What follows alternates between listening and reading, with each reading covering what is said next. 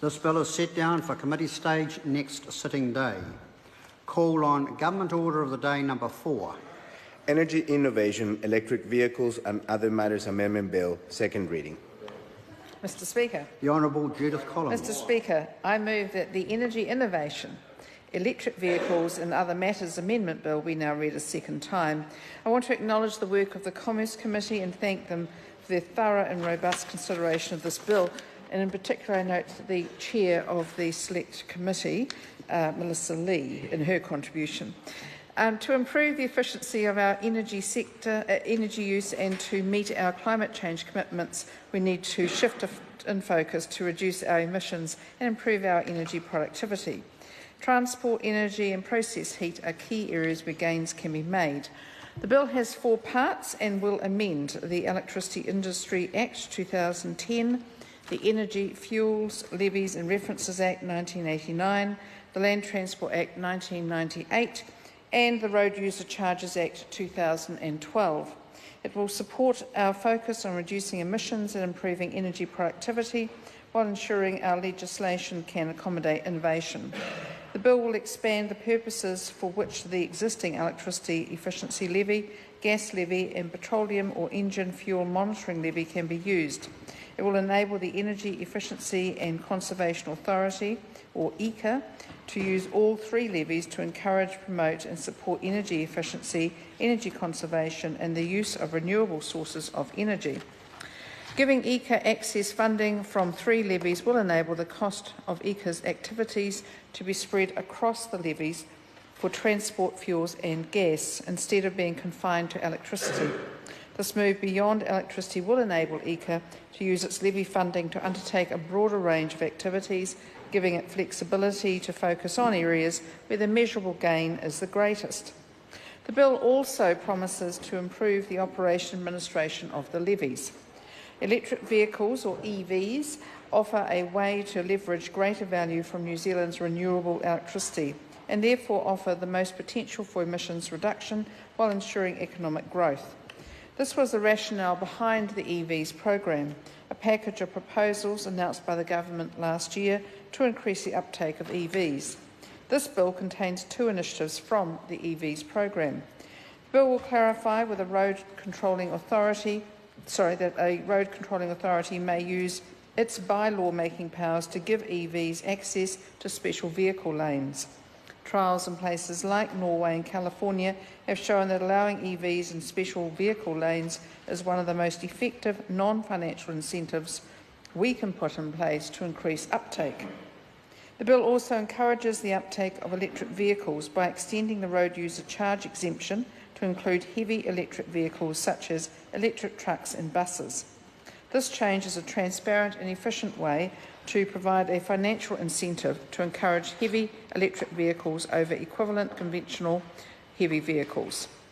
The bill also clarifies how electricity industry legislation applies to secondary networks. Secondary networks are smaller electricity networks that indirectly connect to the national grid, typically through a local distribution network. They offer a unique business model that is becoming more widespread and is attractive to business owners. Owning and operating a secondary network offers business owners opportunities for integrating new energy technologies, such as combining solar photovoltaics, sorry, I always have trouble with that one, and battery storage, in other words, solar panels, and battery storage on a residential subdivision and supplying those to consumers. Consistent treatment under the legislation will help this kind of innovative business model to endure and thrive. The bill will provide regulatory certainty and improve outcomes for consumers and the market as a whole. It will ensure that consumers on secondary networks have the same consumer protection and access to dispute resolution as consumers on local electricity networks. The Commerce Committee has made some sensible recommendations that will improve this bill. I touch on some of these now.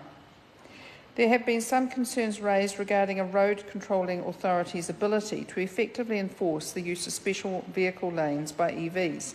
The committee has recommended a change to the bill to permit an image taken by approved vehicle surveillance equipment or in other words, an automated camera, to be evidence of the unauthorised use of a special vehicle lane.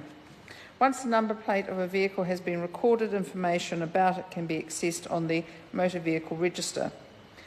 The motor vehicle register is in the process of being updated to show whether or not a vehicle is electric.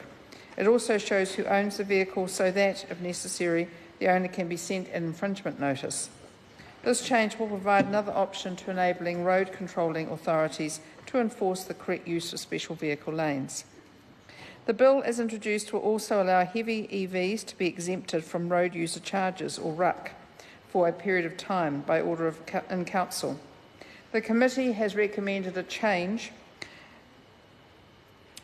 that requires the relevant minister to be satisfied that any order in Council under this section has the purpose of encouraging and supporting the uptake of heavy EVs. The committee has further recommended that the initial RUC exemption would expire no later than 31 December 2025, and any subsequent exemption would last for no more than 5 years.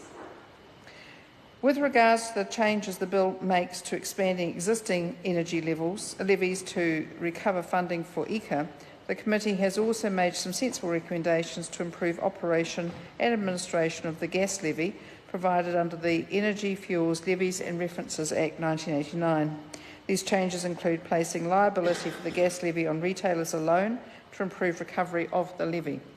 It has also recommended shifting the existing exemptions to the levy to regulation to enable them to be kept up to date, and removing the current exemption for a sale of less than 10,000 gigajoules of gas in a quarter, so that every retailer is treated the same. Finally, the bill, as introduced, makes changes to clarify how electricity industry regulation applies to secondary networks. It does this by adding new definitions for secondary network and secondary network provider, and a statement that a secondary network provider is to be treated as if they were a distributor for the purposes of the Electricity Industry Act. During consideration of the bill, submitters raised concerns the new definitions were too broad and could inadvertently include things they should not. The committee has recommended a minor change to the drafting to more closely match the policy intent, which is that owners of secondary networks that are undertaking activities that are akin to those of an electricity distributor are subject to the same requirements under the legislation. The committee noted that there were a range of exemption options already in place, and that obligations or requirements can be developed or amended to ensure that they are appropriate for secondary network owners. This bill will encourage energy innovation, such as emerging energy technologies, and increase variation in energy-related business models, so New Zealand can respond to its environmental and energy objectives. Speaker, I commend this bill to the House. The question is that the motion be agreed to. Dr Megan Woods. Thank you, Mr Speaker.